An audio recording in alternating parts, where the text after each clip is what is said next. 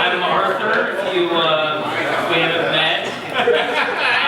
I am the honor attendant, it's no big deal. Best man, you probably heard called by that name too. The horror of public speaking is coming rushing back to me.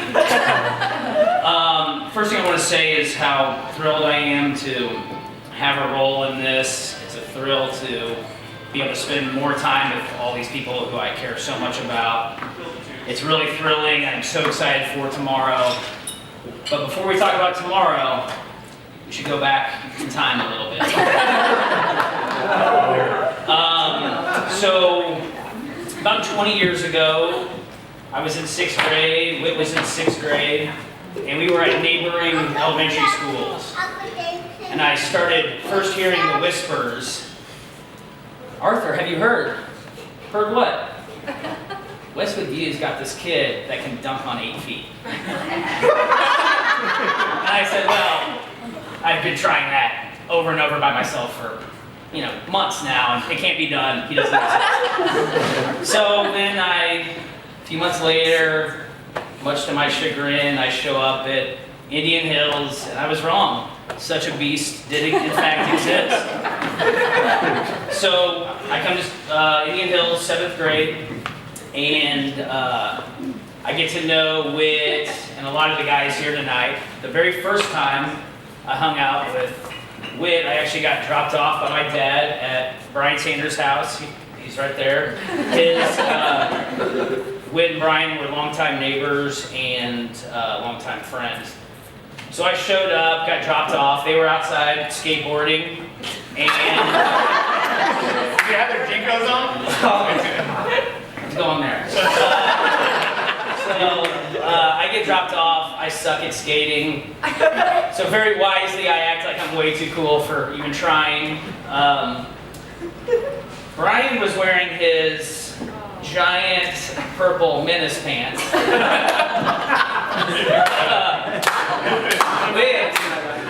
Whit, though, just as tragically, was wearing his famous, notorious tearaway basketball pants.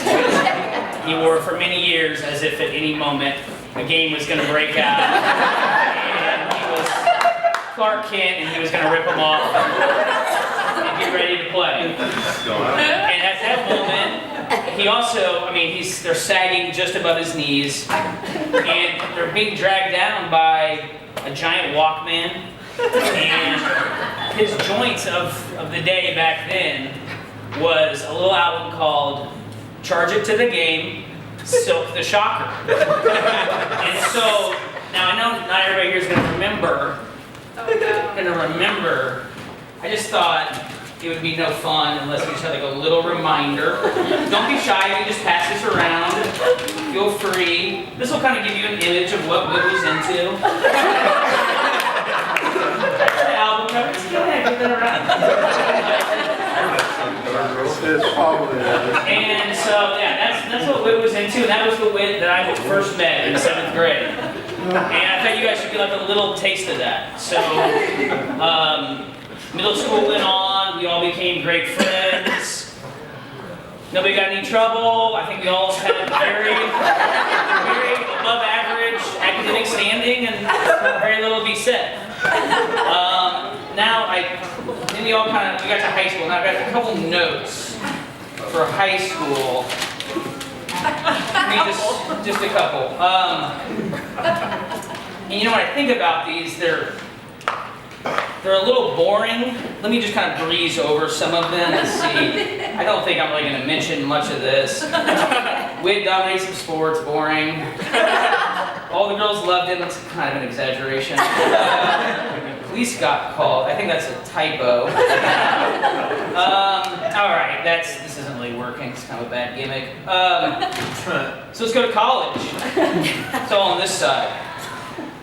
All typos, dang it. I guess I have to let you go on that. Just say it. No.